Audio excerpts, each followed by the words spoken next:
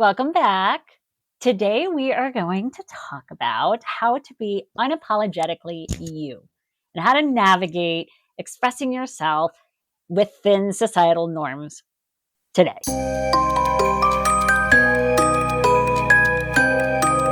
Hey, it's Amity, welcoming you to the Gothic Heart, where we explore how to fully embrace your Gothic and alternative self in love, life, and everything in between.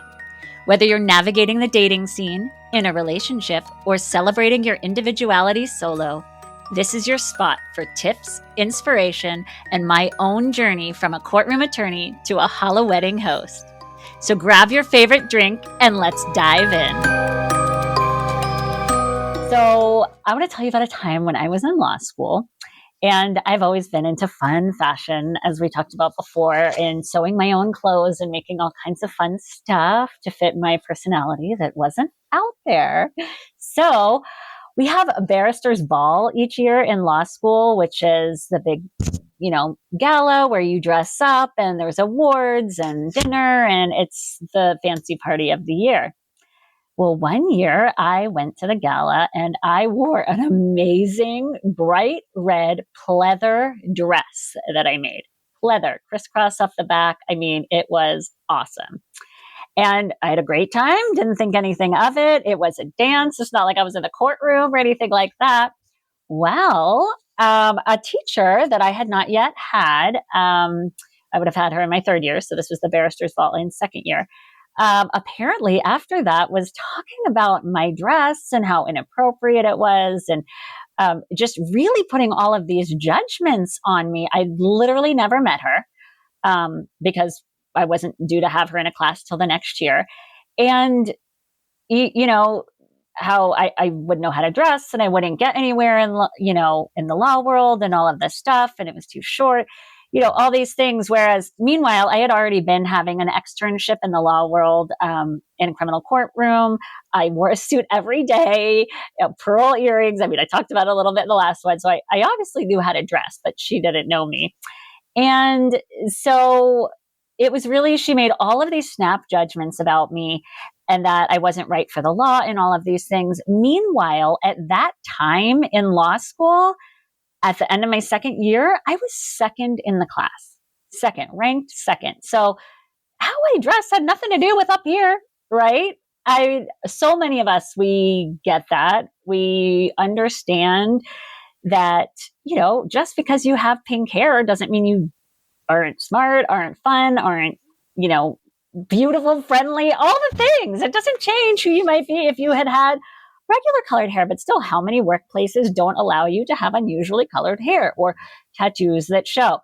Come on, especially in Colorado. Like, everybody's got tattoos, everybody's got dogs, there's so many things that, still aren't allowed and are still looked down upon. Like if we have tattoos showing or if we have different colored hair or if we're wearing a red pleather dress at a party, basically, that we obviously have no place being there or being around. And what are we doing? Right. So that's one of my many experiences that brings me to just talk about this part. And did that change who I was or how I dressed? Absolutely not. I actually went to that teacher the next day and I was like, what's the issue? And she's like, well, that's not the appropriate way to dress in court. Well, we weren't in court,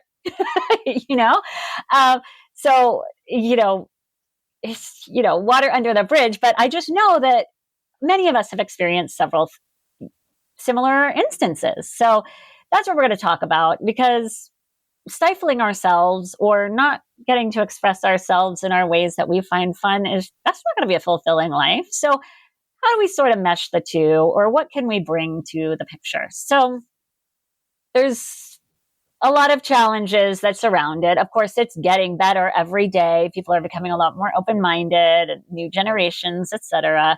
But we've still got some of it going on now. So that is where we need to work at, is where we're at now. So whereas I, looking straight at me, don't always seem like an alternative Gothic lifestyle self, that's, sometimes I do, sometimes I don't. Sometimes I wear dark, black lace and everything. And sometimes I don't, it's all up to me. I've had people when we were trying to find an au pair for my children. I have 3 kids, and we were working on finding an au pair and some childcare. And they come into your home and they look around. And meanwhile, my home is entirely Halloween, Gothic, spiders, alternative krakens, interesting artwork, shipwrecks with skulls. I mean, it's just all over the place like that. And literally, I had the au pair person that comes evaluate everything ask if we were satanic, and that would really hurt our chances of getting an au pair.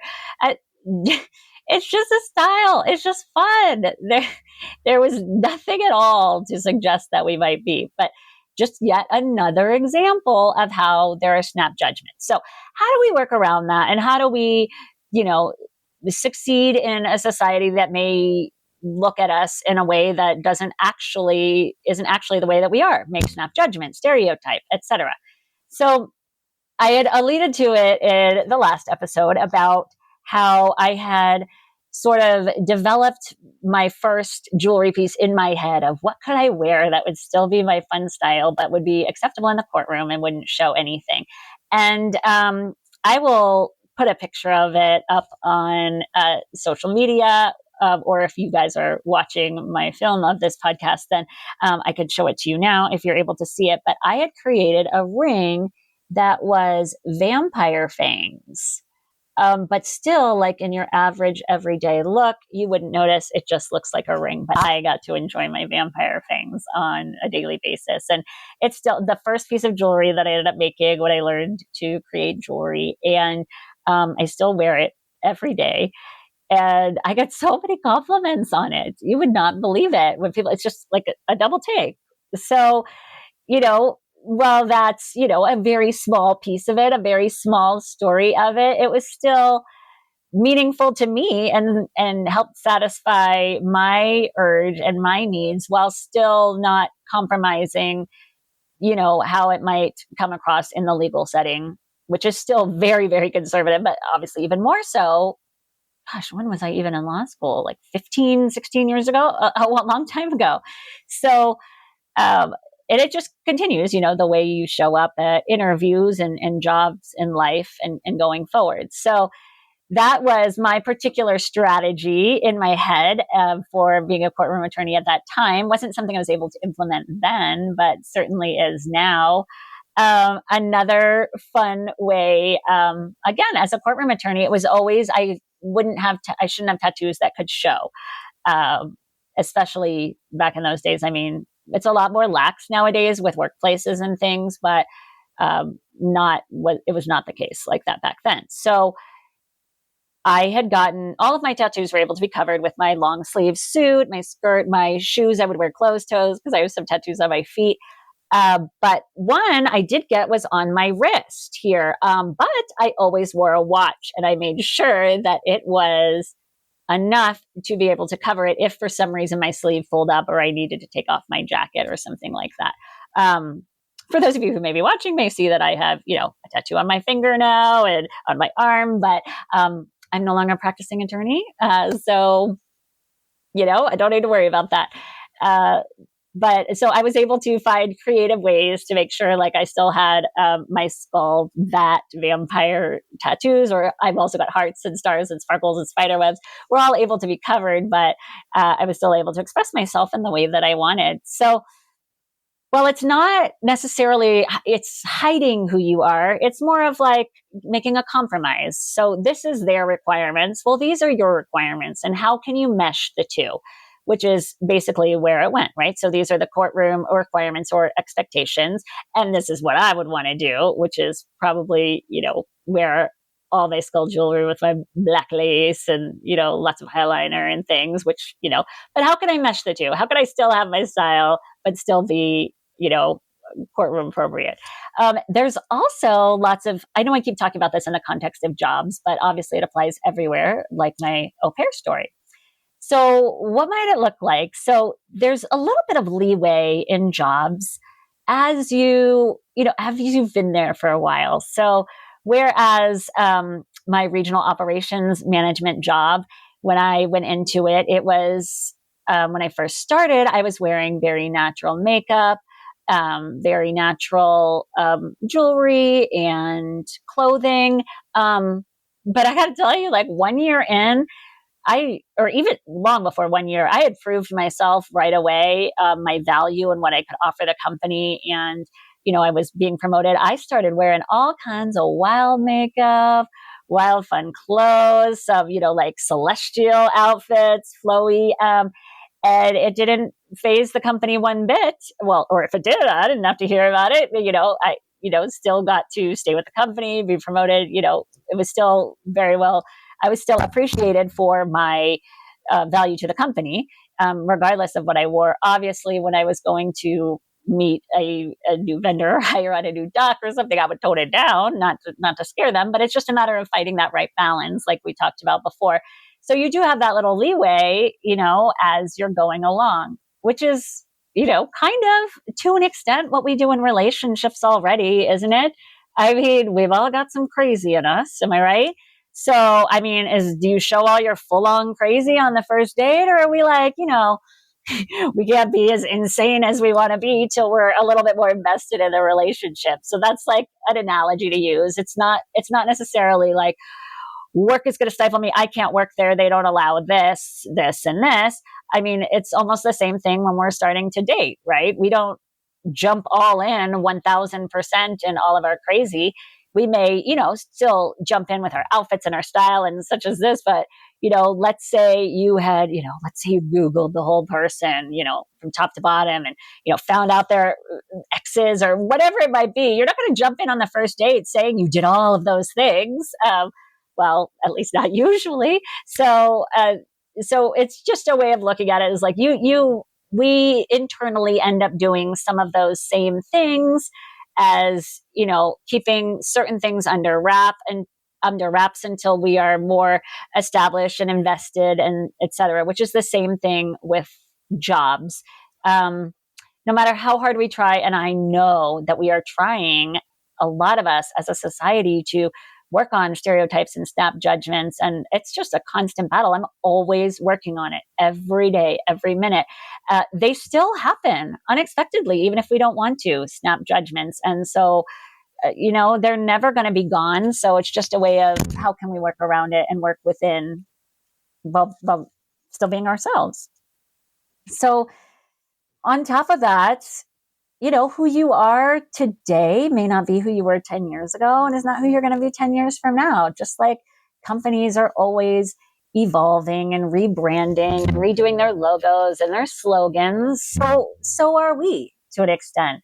Our style evolves, our preferences evolve, our, for the context of what I do, jewelry preferences evolve, right? I do a lot of, 10-year remakes, 5-year remakes, 15-year remakes, where they want something new, different, updated, meld it together, right? So it's the same thing, not just with jewelry, but with all of our style. I mean, don't we redecorate our houses periodically or change up our cars and update things as we go? And it's the same thing with our personality and our style. So just because we've identified something we love, doesn't mean it's not going to change and evolve and become sort of a melding of the two, like me today. I mean, obviously, at first glance, a lot of the times you wouldn't know until, well, if you come in my house, you're going to see it right away.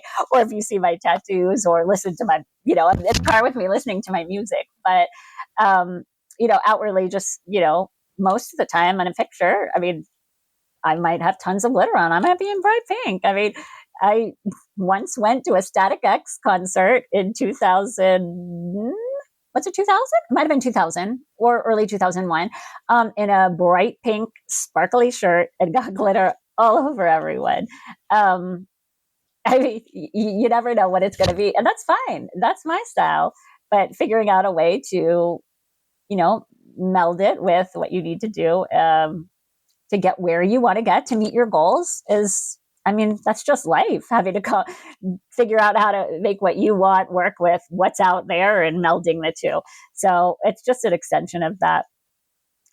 And there's so many different facets and fun things to explore and like alternative stuff. I mean, I love all the the fairy and cottagecore and like fantasy stuff. I mean, that's so fun too. I really feel like that's a part of this. That's alternative lifestyle. It does it alternative styles and decor. I mean, we did I created some jewelry and a hairpiece for someone who was having like a witchy, boho, earthy themed wedding. And it was so much fun and so, out of the norm and matched her style. So just because we're saying Gothic and it's called the Gothic Heart does not mean we're not going to cover or have impact on what your style is right now, because there's so many different options out there, right? By crazy glitter, rainbow sparkles, vampire skulls, spider webs. Style is not going to be what yours is, but we're all still going to face similar things from work, society, relationships, family, right? I mean, oh my goodness, did my family try to keep me from having anything like stars and moons related when I was like in high school and middle school? I just loved that thing, but it was like celestial, like decor. But to them, I was doing witchcraft. I mean, it's long since now. Obviously, they came to my Halloween wedding. But you can see it from places you least expect it. So, in conclusion, with all that I've talked about here, it's gonna be such a fun ride. I have so many plans for people who can help support us in our journey and have resources along the way, and whether it's planning your amazing alternative event, or whether it's finding other people that share your similar interests, or maybe it's, you've met someone that you're interested in and maybe they like these interests and you're trying to see how to become a part of it, or learn things. We're going to have it all.